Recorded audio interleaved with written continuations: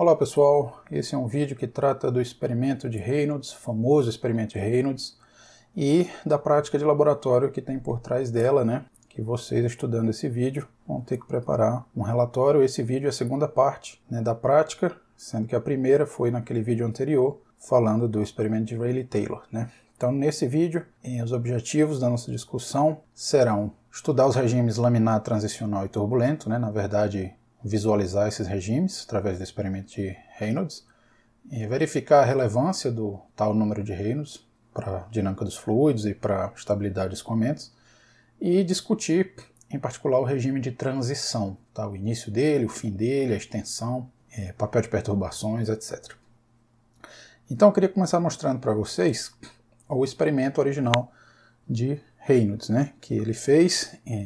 Osborne Reynolds foi um engenheiro, um baita engenheiro, por sinal, que fez por volta de 1880 uma série de experimentos e propôs o que hoje é conhecido como número de Reynolds, né? Um parâmetro adimensional que quantifica a estabilidade de escoamentos. Então ele usou esse experimento, né, que basicamente, ou melhor dizendo, esse aparato, que basicamente tem um tanque de água, um aquário, dentro do qual ele tinha uma tubulação transparente por onde saía essa água, né? Ele controlava a vazão através de uma válvula no final, e ele injetava um corante na entrada do duto para usar como marcador, né? E assim visualizar o comportamento do fluido dentro do duto circular.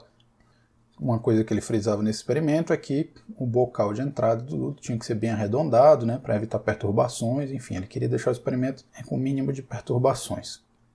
E aí o que ele observou com esse corante? Que para vazões baixas o corante, né, seguia como um filete retinho acompanhando um escoamento bem ordenado, né, e à medida que ele ia aumentando a vazão, esse filete de corante começava a se contorcer, e à medida que ele ia aumentando mais a vazão, ele via o filete de corante, né, com um padrão totalmente irregular, até que ele finalmente se diluía muito rápido, né, no fluido ao redor, se misturava muito rápido, né.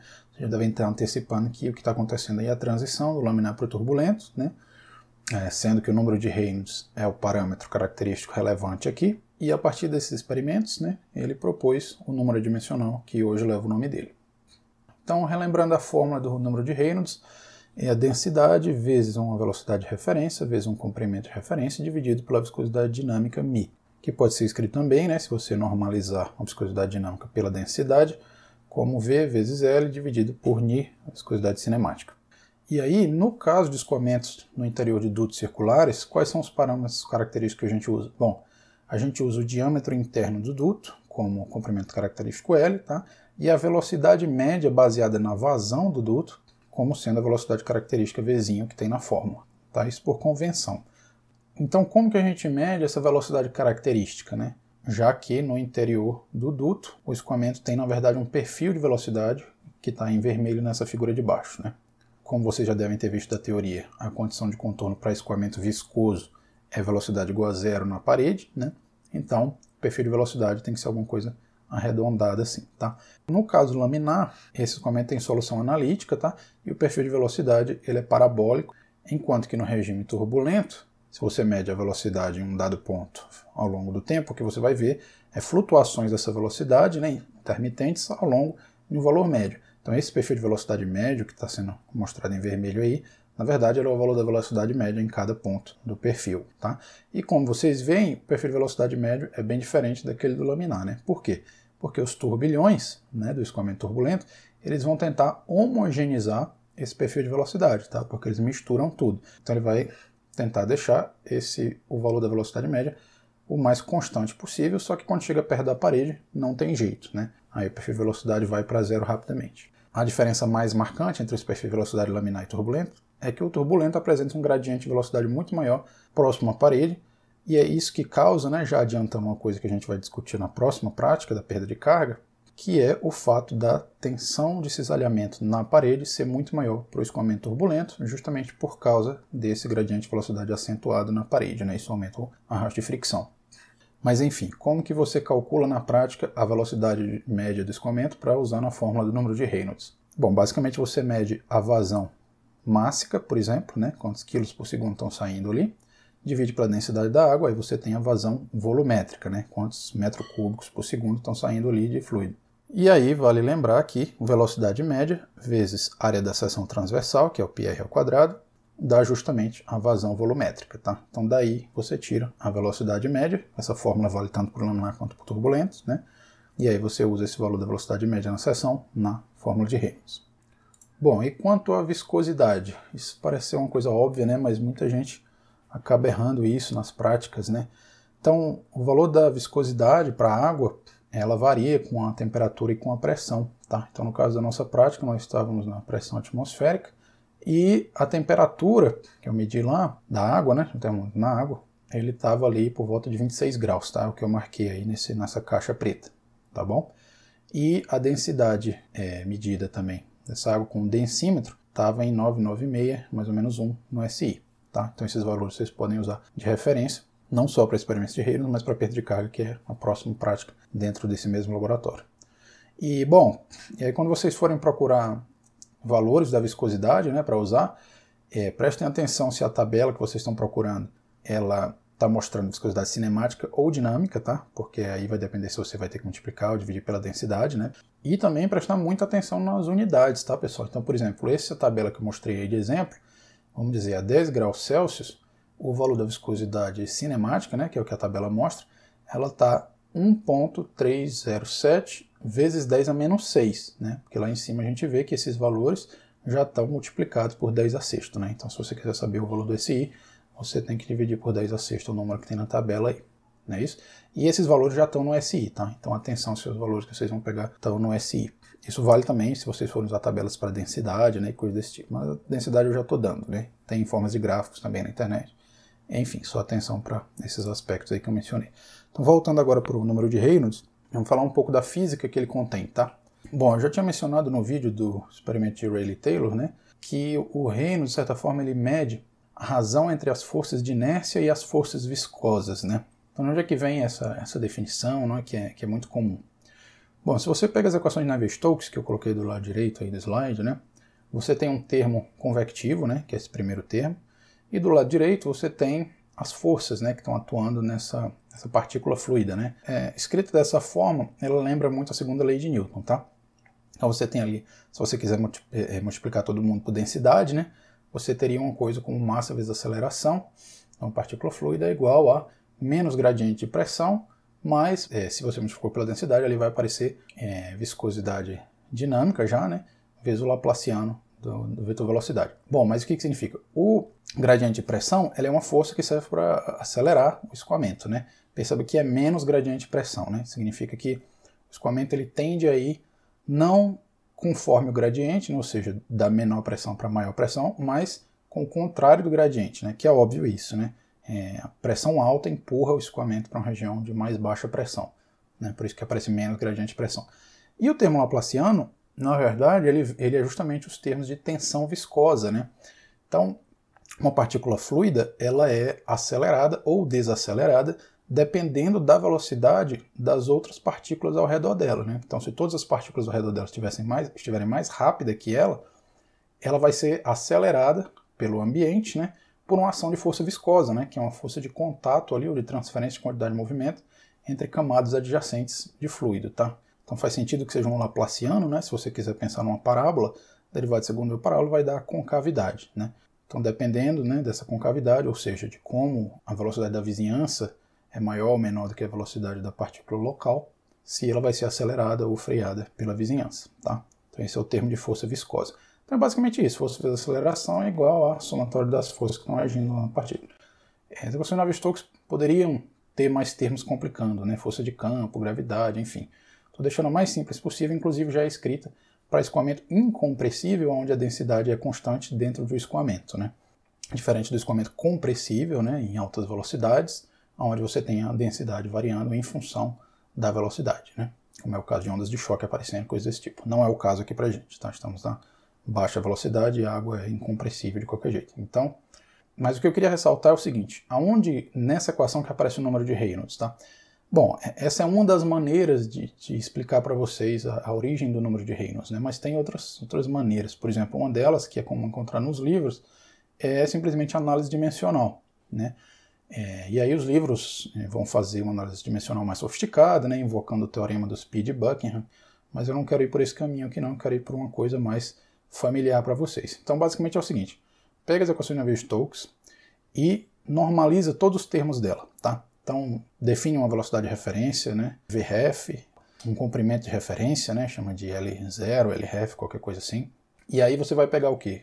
Então, esse ρ que tem na fórmula, você pode já substituir, por exemplo, por ρ de referência, tá? E aí você pode fazer isso para todas as quantidades, né? Então, onde tem u, o vetor u, né, você escreve como vetor u estrela, que é normalizado, vezes u de referência, né, que é uma constante que você vai escolher. O tempo, bom, você pode já obter um tempo de referência naturalmente, né, como sendo igual ao comprimento de referência, que você escolheu, dividido pela velocidade de referência, né? A pressão, bom, você pode gerar a unidade de pressão como ρ de densidade de referência vezes velocidade de referência, tá? Aí você faz isso com tudo, inclusive com o x, tá? O x ele aparece nas derivadas, né? Ele não está explícito aí nessa equação, mas você também teria que normalizar ele, né? Então ficaria gradiente estrela, né? Laplaciano estrela, enfim. Quando você faz isso, você passa as constantes, né, multiplicativos, tudo por um lado, e aí você vai chegar numa equação que é exatamente igual a essa, né? Porém, onde tem d, né, dx, por exemplo, da derivada é d estrela, né, que seria d dx estrela, entendeu? Onde tem u é u estrela, onde tem t é t estrela, p é p estrela, enfim. Vai aparecer estrela em todo mundo. Mas então, a equação vai ser exatamente igual a essa, exceto em 2 pontos. O primeiro que eu já mencionei é que todo mundo vai ser estrela, então ela vai estar escrita em torno das variáveis já normalizadas. E em segundo lugar, a única outra diferença é que o termo viscoso, né, que é esse Laplaciano de u, ele vai aparecer multiplicando, não mais pela viscosidade agora, mas pela viscosidade dividido pelo produto velocidade de referência, comprimento de referência, né? Então imagina só, em vez daquele ni na equação, você teria ni dividido por v de referência, L de referência, tá? Então, se você olha ali na definição do número de Reynolds, na segunda fração, você vai ver que, basicamente, o termo viscoso vai estar sendo multiplicado por 1 sobre Reynolds, né? Ou seja, em termos da física normalizada do seu escoamento, o termo viscoso ele é dividido pelo Reynolds, tá? Então imagina que você tem 2 escoamentos, né? Pode ser escoamento induto, né?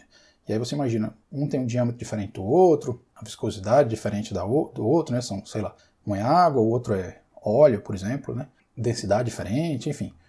Porém, a física adimensional, né, que é regida ou governada pela equação Navier-Stokes normalizada, ela vai ser exatamente a mesma desde que o número de Reynolds seja o mesmo, tá? Então essa é a primeira sacada acerca do número de Reynolds. A física adimensional do escoamento, né, claro, a geometria tem que ser igual a menos de uma escala, né?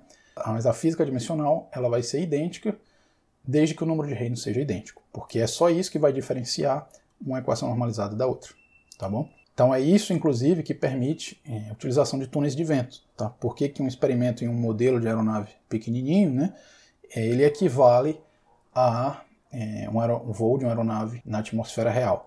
Bom, idealmente você quer atingir número de Reynolds, né, num túnel de vento próximo àquele do voo real, tá? Então, se a escala é menor, geométrica, você tem que tentar aumentar a velocidade, ou você tem que mudar a viscosidade, né, do ar que está ali no túnel de vento, né, talvez ajustando a temperatura do ambiente, se for um túnel fechado, né, túnel de circuito fechado, como de fato existe. Mas a ideia é essa, tá?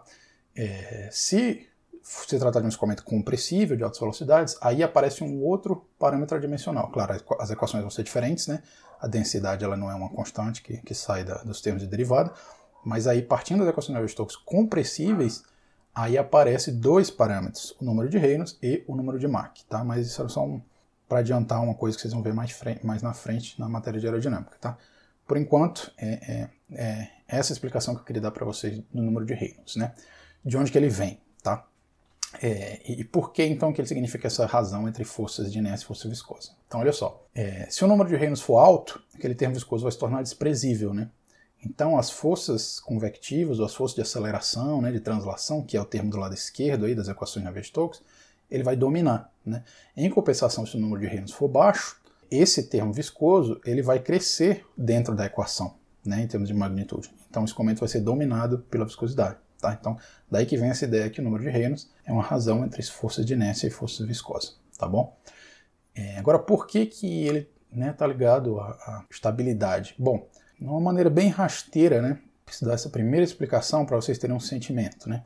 Pensa nesse desenho aí azul das camadas de fluido, né, escoando por dentro do duto. Tá?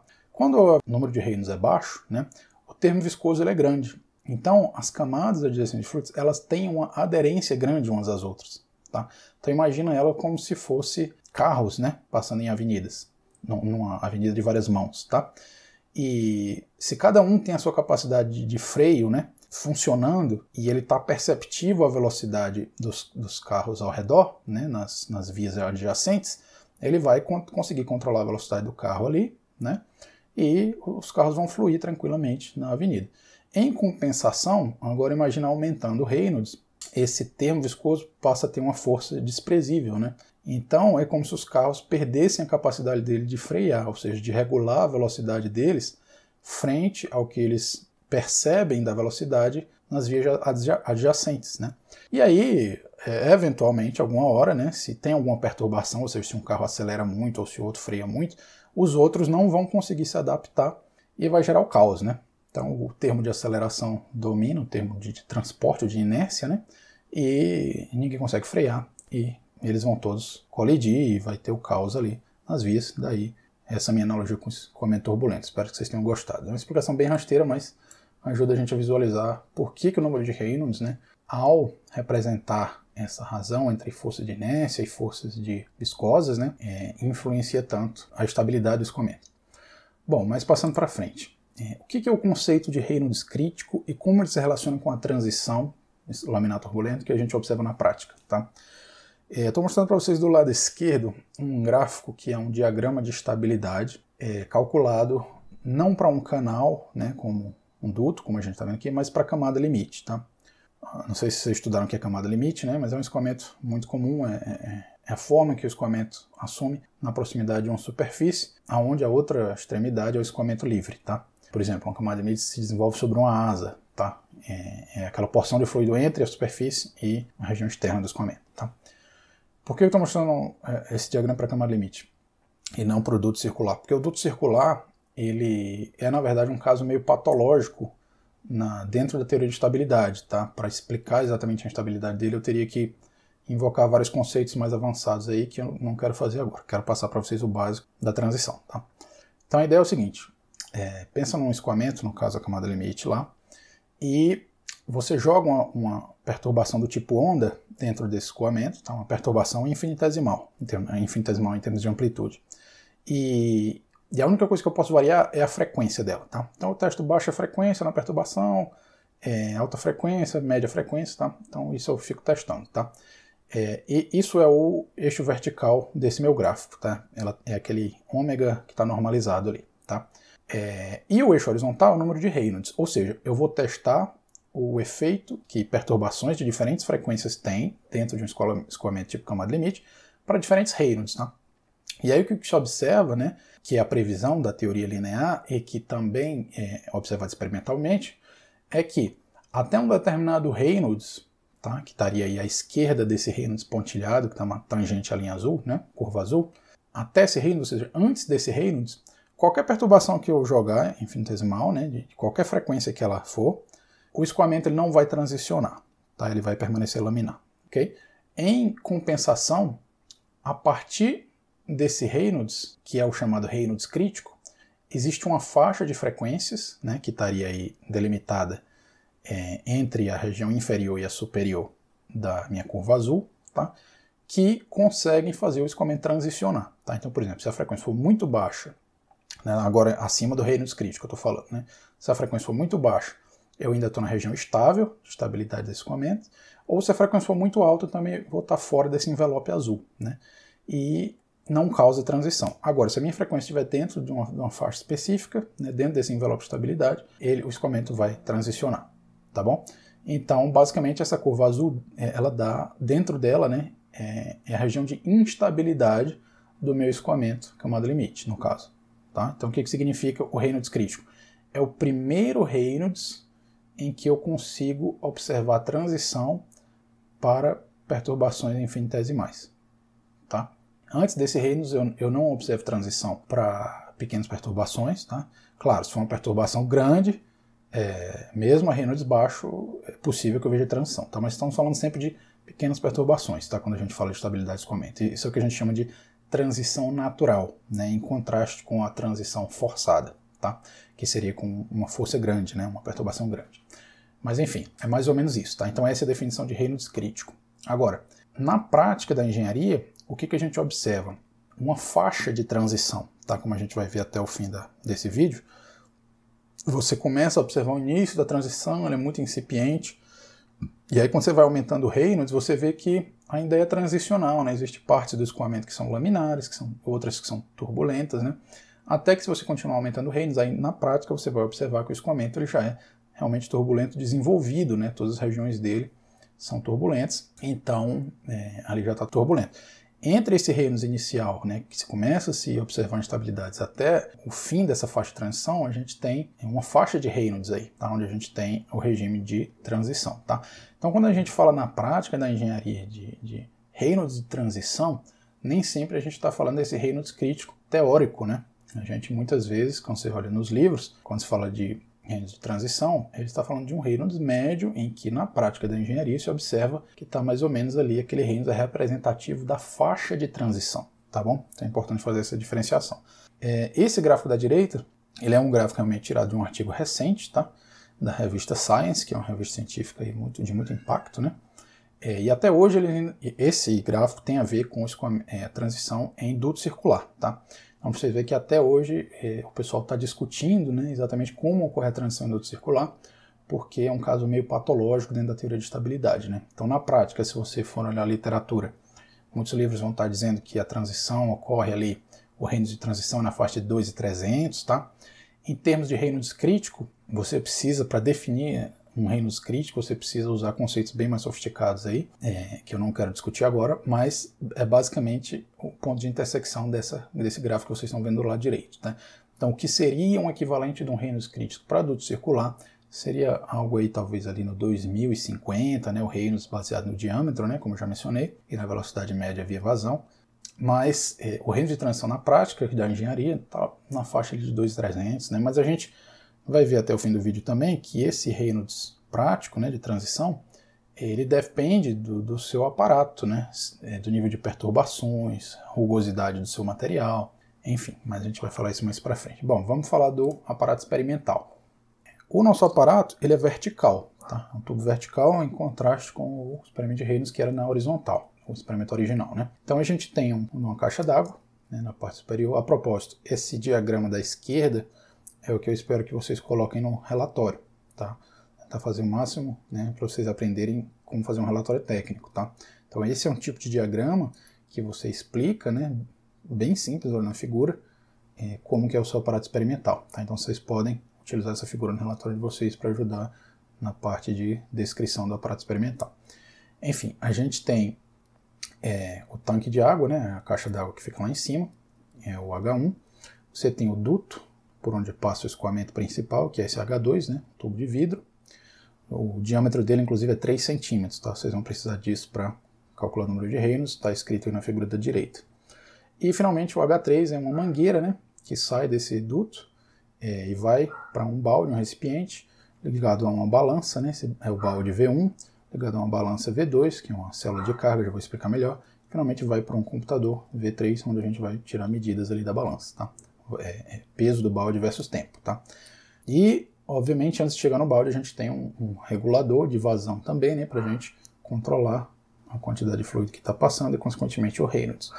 E, por fim, tem o sistema do corante, né, que é esse cilindro C1, tem um ajuste ali, ele é um cilindro pressurizado, corante e água misturado com azul de metileno também, e quando a gente abre a válvula, né, desse cilindro pressurizado, sobe corante através de um duto, lá para cima da caixa d'água, né, entra em um duto menor, né, e esse duto solta o corante já dentro, ali perto da entrada do duto principal. E a gente, inclusive, ajusta a velocidade do corante no experimento manualmente, tá, através dessa válvula do corante aí, e é importante ir ajustando de forma bem sensível essa vazão do corante para cada vazão de água que a gente escolhe no duto principal, porque se a velocidade do corante for muito maior ou muito menor que a velocidade da água ao redor, esse corante já vai introduzir uma perturbação, tá? Que é o que a gente não quer, né? A gente quer que o corante seja apenas um marcador, o mais próximo possível disso, para que a gente estude transição natural, né? Ou seja, transição a pequenas perturbações, ou em meio a perturbações não intencionais, vamos dizer assim, tá?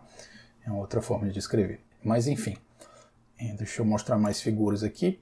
Então nessa figura da esquerda, vocês veem o tubo de corante pressurizado ali, tá? Sai uma mangueirinha que é transparente, mas já mostra que é azul, né? Que é o corante.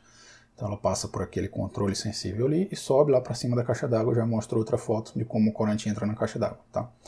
E do lado esquerdo, né, perto da borda aí da figura, a gente tem o duto vertical, né, de vidro, por onde passa o escoamento de água, e ele sai por uma mangueira transparente lá embaixo, né, que sobe, continua, né, por aquele controle de vazão ali, que tem em cima também ao lado da mangueira de corante, né, e desce para um balde que a gente coloca em cima de uma balança, né, que é essa que tem na segunda figurinha aí, da esquerda para a direita, tá? Então essa balança que está no chão, na verdade, ela é uma célula de carga, já mostro para vocês uma foto lateral dela, mas basicamente, né, a gente coloca o balde ali e a mangueira caindo água dentro do balde, né, e a gente consegue medir com boa sensibilidade o peso versus tempo, e aí se você pega o coeficiente angular dessa curva, a gente obtém a vazão, tá bom?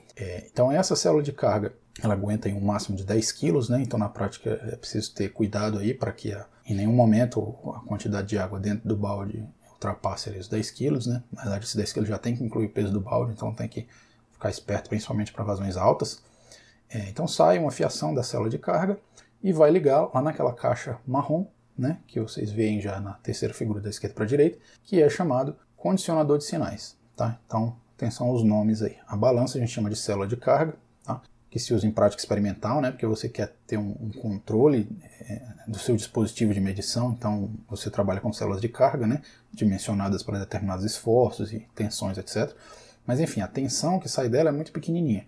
Então ele passa por essa caixa marrom, que é o chamado condicionador de sinais. O que essa caixa faz? Bom, basicamente ela amplifica o sinal que está saindo ali, aquela voltagem, né, para a gente passar para o computador. Se você quiser, você pode filtrar o sinal, tirar ruído, né, com outras facilidades aí da condicionador de sinais. Mas aí finalmente a gente liga ele nessa circuitozinho branco, né, nessa caixinha branca, que é chamada placa de aquisição de dados, tá? E essa placa de aquisição de dados simplesmente faz a interface entre o condicionador de sinais e o computador, tá? Então dela sai um cabo USB que eu ligo direto no laptop ali. A saída do condicionador de sinal, né, que sai essa tensão amplificada e possivelmente filtrada, ela é um sinal analógico, né? Então essa placa de aquisição de dados faz a conversão analógico-digital também para conseguir chegar no computador, tá bom? Então expliquei para vocês aí o básico do aparato experimental, né? Tá faltando explicar o corante, que eu mostro aqui no próximo slide. Então olha só, essa foto da esquerda é uma foto ali da parte de cima da caixa d'água, né? Então vocês veem a mangueira de corante chegando, ela se conecta com um tubinho, né? Vocês veem só a parte de cima dele que está sobre a água, né?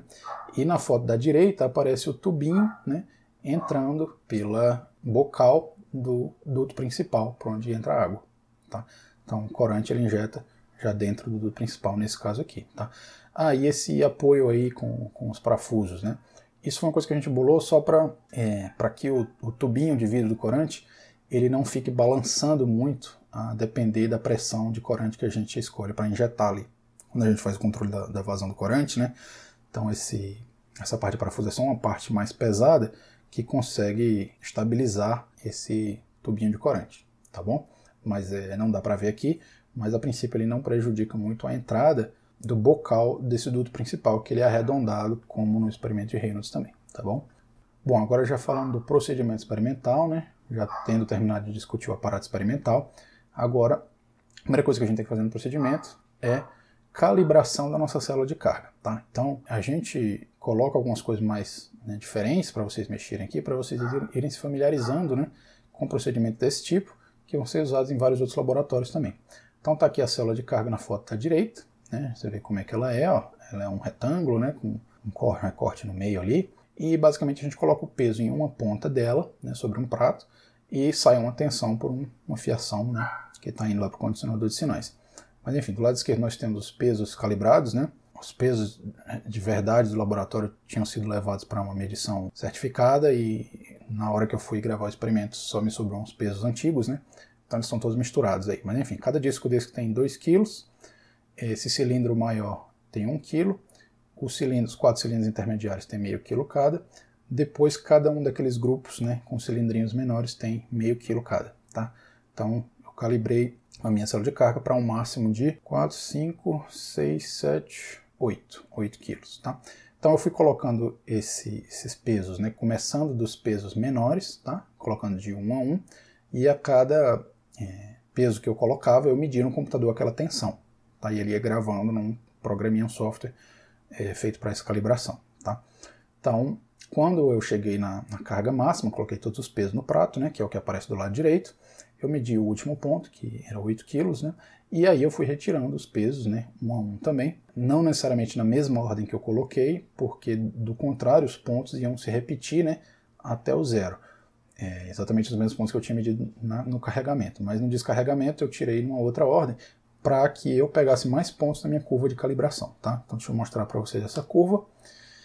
Tá aqui, ó. Essa é a curva que você pega no final do procedimento de calibração. Basicamente, ela tem a massa que você colocou em quilos, né? Então foi de 0 a 8 quilos, como eu mencionei antes, e a tensão foi de 0 até um pouco mais de 7 volts, tá?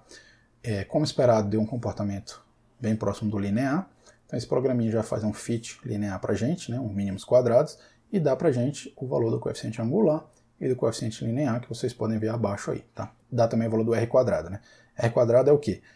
Quanto mais próximo de 1, mais ele está indicando que aquele ajuste de curva que você escolheu, no caso um ajuste linear, realmente representa os seus dados experimentais, tá? Então, como está bem próximo de 1, significa que está excelente aí o nosso ajuste linear, tá? Atenção, eu vou passar para vocês os dados brutos dessa curva de calibração, tá? Já mostro para vocês. Mas aí vocês vão ter que levantar esse gráfico, né, tirar os coeficientes através de um mínimos quadrados e colocar no relatório. Tá? Um gráfico que vocês mesmos vão gerar, não usem esse, tá bom? E aí, obviamente, chequem se os coeficientes angular e linear que vocês obtiveram são semelhantes a esses que estão aparecendo aí. Incluam o R quadrado que vai aparecer no fit linear de vocês. E muito atenção para não confundir o valor do coeficiente linear, que no caso aí, como ele é maior que 1, né, ele está dando você multiplica um delta voltagem e você obtém um delta massa em quilos, tá bom? Então atenção para não trocar o que é numerador e o que é denominador, tá bom? Mas basicamente os coeficientes se eu chamar o angular de alfa, né, e o linear de beta, o que você tem aí seria massa igual a alfa vezes voltagem mais beta, tá bom? E do lado direito eu tenho uma foto de como era medida a vazão. Eu esperava o balde encher um pouco ali, né, antes de eu começar a medir essa vazão, só para o balde não ficar balançando ali, né, quando fosse caindo mais água. Então, sei lá, deixava encher mais ou menos meio quilo ali, visualmente, eu tinha essa noção já. Na verdade, o balde tem umas marcações do lado de dentro. Então, aí quando chegava mais ou menos meio quilo, eu começava a gravar os dados de voltagem que a célula de carga estava medindo ao longo do tempo, tá? E aí ia enchendo de água, né, e eu esperava lá, sei lá, mais ou menos 1 minuto, 2 minutos, 1 minuto e meio, né, mais ou menos, e parava a minha medição, né, e a partir desses dados de voltagem versus tempo eu consegui obter a minha vazão para então calcular o Reynolds, tá? Atenção ao seguinte, né, com relação ao procedimento experimental. Se você deixa a mangueira escorada no balde, o peso da mangueira vai alterar a sua medida, tá? Se você deixa a mangueira muito alto, esse jato de água que está caindo, o próprio impacto dele na superfície da água do balde vai atrapalhar a sua medida também, tá? Então essa foto, na verdade, não está muito representativa de como eu media a vazão. Quando eu ia medir a vazão, na verdade eu aproximava bastante essa saída da água da mangueira, né? Do nível da água que estava no balde e também pela lateral do balde, né? Para ela não cair direto assim na superfície da água. Então eu tentava eliminar, né, esses fatores aí. Mas de qualquer forma, a gente não precisa ser muito preciso, tá, né, nessas medidas de vazão ou medidas do Reynolds, tá? A gente quer fazer uma estimativa razoável do Reynolds, não precisa ser tanta precisão. Inclusive, esse ano de 2021, eu não vou querer que vocês trabalhem com propagação de incerteza, erro experimental nesse laboratório, tá bom? Vamos se prender mais aos conceitos. Então é isso. A medida que eu vou passar para vocês, vou compartilhar no pasta lá no G Drive, tá? Para vocês é esse arquivo de calibração, que ele tem basicamente o que? A primeira coluna são pesos, né, o valor das massas em quilos que eu fui medindo, carregando, descarregando, né? Depois o valor da tensão média medida para cada um desses pesos, tensão que a célula de carga marcou. E a última coluna é a flutuação da tensão, o valor RMS, né? Cada uma das tensão médias ali tem uma flutuação em torno delas, que na verdade vocês não vão usar, não vão fazer propagação de erro. O grupo que quiser fazer, fica um bônus na nota aí, no relatório, tá bom? E finalmente, as medidas de vazão, eles estão nesse formato, né, que é mostrado do lado direito aí, tá? São duas colunas só para cada medida de vazão, que tem o tempo em segundo, a primeira coluna, e na segunda coluna é a tensão em volts, tá? Medida pela célula de carga. Então, se você faz o plot, você pega esse coeficiente angular. Claro, você tem que primeiro transformar os valores de tensão para massa, né? Usando a fórmula da calibração, os coeficientes da calibração, e aí você tem, na verdade, um gráfico de tempo versus peso, né? Ou massa. E pelo coeficiente angular, você obtém a vazão mássica, dividindo pela densidade, você obtém a tensão volumétrica, dividindo pela área da seção transversal do duto, que tem 3 centímetros de diâmetro interno, você obtém a velocidade média para calcular o Reynolds, tá bom? Foram feitas 11 medidas de vazão, tá? E eu já vou mostrar a visualização que eu tive no corante para elas, tá? Então, basicamente, como que foi esse procedimento experimental? Bom, eu cheguei ali, fui abrindo a vazão de água, né, e ajustando a velocidade do corante, né, para ela ficar mais ou menos parecida com a da água, e eu observar, chegou num escoamento laminar, né, então eu vou deixar parado aqui a vazão do corante, porque eu tinha uma câmera fazendo um filme, e ao mesmo tempo eu iniciava a medição no computador, então ele gravava, né, aquela vazão enquanto eu estava fazendo a visualização. Tendo feito essa primeira gravação, eu aumentava um pouco mais a vazão, né? Numa medida que eu mais ou menos tenho a familiaridade já, vou aumentar um pouco ali. E ajustava o corante, né? Aí, legal. Estou fazendo essa visualização do corante, está num ponto interessante, quero saber o Reynolds. Aí eu clicava para medir a vazão, porque aí depois eu consigo calcular o Reynolds e comparar com a minha visualização que foi gravada em vídeo. Tá bom? Entenderam mais ou menos aí? Então fiz 11 visualizações, tá? A primeira delas que eu já fiz o cálculo para testar deu na faixa aí de Reynolds 1500, tá? E a última deu na faixa de Reynolds 5000, tá bom? Então com certeza a gente vai capturar a faixa de transição aí no meio. Vamos observar agora as vazões. Então eu fiz 6 vazões menores, tá? Que é o que eu estou mostrando agora. Então inicialmente, né, na menor das vazões, claramente laminar, né? No relatório, uma das coisas que vocês vão ter que discutir é isso, né?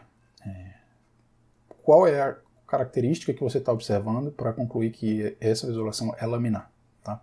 E não turbulenta ou não transicional, tá?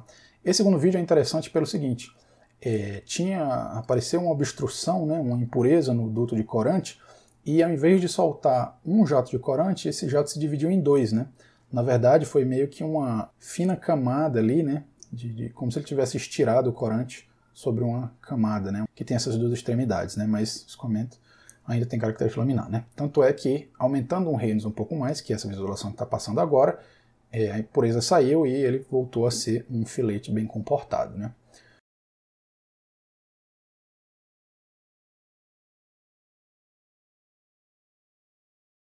Aumentando um pouco mais, a gente já vê esse vídeo, né?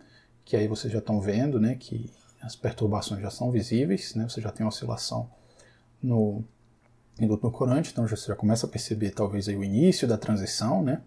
Tá? Talvez a gente já esteja próximo ali do que seria o Reynolds crítico. Aumentando um pouco mais a vazão, né? Aumentei um pouco a vazão de corante também para acompanhar, né, a velocidade do fluido, porque estava muito fininho ali o filete de corante.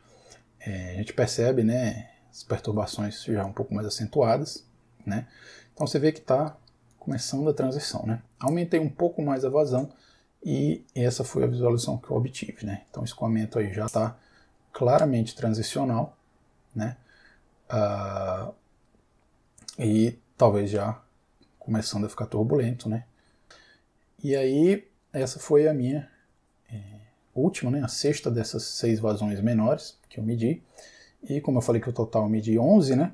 Eu tive que dar uma parada na câmera, fazer um ajuste lá, tentei ajustar o foco. E aí eu fiz mais 5 medidas, tá? Que é o vídeo que vocês vão ver agora. Essas são para vazões mais altas, né? O escoamento agora já apresenta um caráter de turbulento, né? Mas a pergunta sempre fica, né? Será que a gente ainda está ali no finzinho da faixa transicional? Ou será que realmente já está totalmente turbulento? Tá? Então isso são coisas para vocês discutirem no relatório. Tá? Então agora aumentando um pouco mais, né, a vazão. Uma coisa que vocês percebem é a intensificação da mistura, né? Tanto que o corante vai ficando mais transparente, porque ele vai se misturando com o escoamento de água, né? Vai se diluindo pela convecção turbulenta, fica mais difícil de ver. Então eu tive que aumentar bastante a vazão do corante para a gente conseguir ver melhor, tá? Detalhe, esse vídeo eu gravei com uma taxa de frames mais alta, né? E eu estou colocando ele aqui em câmera lenta, na verdade na metade da velocidade original dele, para que vocês consigam ver melhor, tá? Então uma coisa que vocês podem tentar ver mais interessante para acompanhar essas visualizações é tentar acompanhar com o olho um determinado glóbulo de fluido ao longo do caminho dele da esquerda para a direita, tá? E vocês veem como esse fluido ele tem uma dinâmica própria, né? Ele vai se contorcendo, tá? Então agora um Reynolds maior, acho que essa já é a penúltima medição, se eu não perdi a contagem aqui, tá? E a gente vê ele ficando cada vez mais turbulento, né? Bom, acho que essa é a última, ou seria a penúltima, mas enfim, você vê que ele está bem turbulento, você tem a mistura acentuada, né, do corante pela a mistura turbulenta, né, convecção turbulenta, e bem interessante, né? Espero que vocês tenham gostado. Infelizmente o nosso duto ele ficou manchado com um tipo de ferrugem pelo lado de dentro, que eu não consegui limpar, mas deu para vocês visualizarem aí o corante. Bom, já caminhando para o final da aula, eu queria comentar sobre análises e discussões, tá, que vocês podem trazer para o relatório, e devem, né? A primeira coisa que eu já mencionei é obter a curva de calibração, né, e os coeficientes do ajuste linear a partir do arquivo de dados que eu vou passar para vocês, compartilhei na pasta do G Drive, né? Então obtenham os próprios coeficientes de vocês, façam um gráfico, né, e mostrem lá no relatório.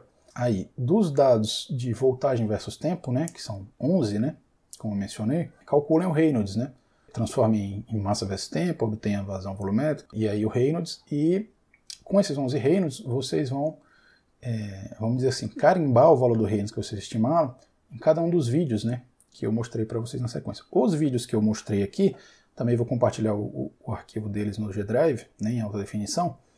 E aí o que vocês fazem? Vocês podem, para cada trecho do vídeo, né, dos 11 trechos ali, você pode tirar um snapshot, né, pegar uma figura representativa para colocar no relatório e escrever ali, carimbar o número de Reynolds que foi estimado para aquele vídeo, né.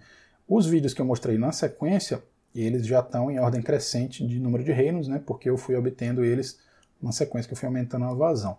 Só que os dados que eu passei para vocês, os arquivos dos dados, não estão em sequência, tá? Então vocês só vão saber relacionar eles com os vídeos depois que vocês obtiverem cada um dos Reynolds, tá bom?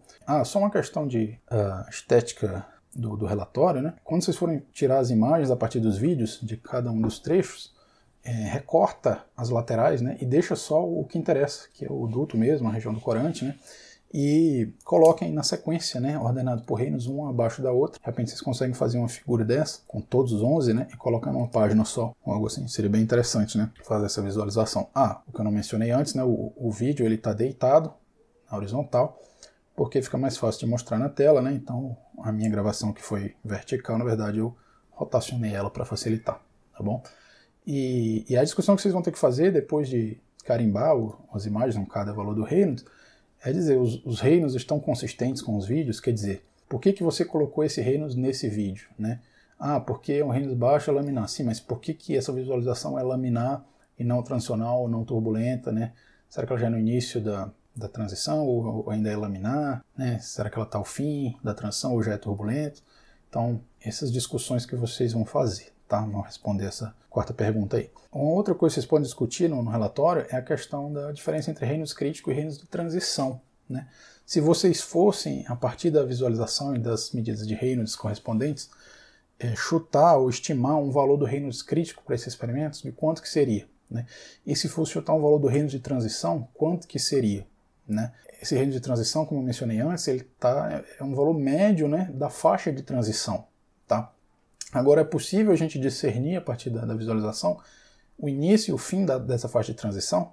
Como que vocês determinariam isso, né? Se vocês fossem, sei lá, em um parágrafo apresentar ideias para critérios ali, né, para definir o início e o fim da faixa de transição. E finalmente uma coisa que vale a pena você discutir é qual que é o efeito das perturbações para a faixa de transição, para a extensão dessa faixa, tá? Quer dizer, se for um ambiente, um laboratório que tem perturbações grandes, né, quer dizer, vamos dizer que tem um cara trabalhando numa britadeira do lado do aparato ali, né?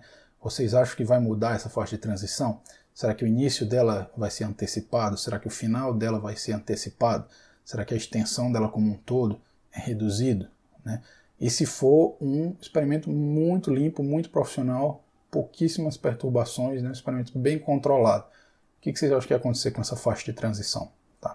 Então isso são coisas que vocês podem discutir no relatório. Para a gente finalizar, vou deixar um link para vocês na descrição do vídeo, de 2 vídeos bem interessantes aí, tá? Um que mostra um experimento de Reynolds, né? Que ele é pequenininho, então o cara conseguiu fazer uma filmagem ali bem bacana de todo o experimento praticamente. Então, é diferente de mim que filmei só uma porção do duto, né? Porque o nosso experimento é grande. E também é um vídeo que mostra uma esteira turbulenta, né? A esteira, né? Essa região dos escoamentos fica atrás de um corpo, né? Então tem um obstáculo, e aí tem o escoamento passando, acredito que seja um túnel de água, né? No caso. E o cara colocou um marcador, e eu acho que ele filma esse marcador com uma luz laser, alguma coisa assim, né? Ou talvez seja só um corante verde mesmo, mas enfim. Ele consegue filmar a esteira, né, atrás desse corpo, quando ela é laminar, né, para Reynolds baixo, e transição, né, até a esteira turbulenta. Tá? Então são vídeos curtinhos, bem interessantes para vocês verem. Então, dúvidas sobre o experimento e sobre o relatório, vocês podem colocar como comentários dos vídeos, tá? Para toda a turma acompanhar, e eu vou responder o mais rápido que eu puder. Tá ok? Por esse vídeo é só. Tchau!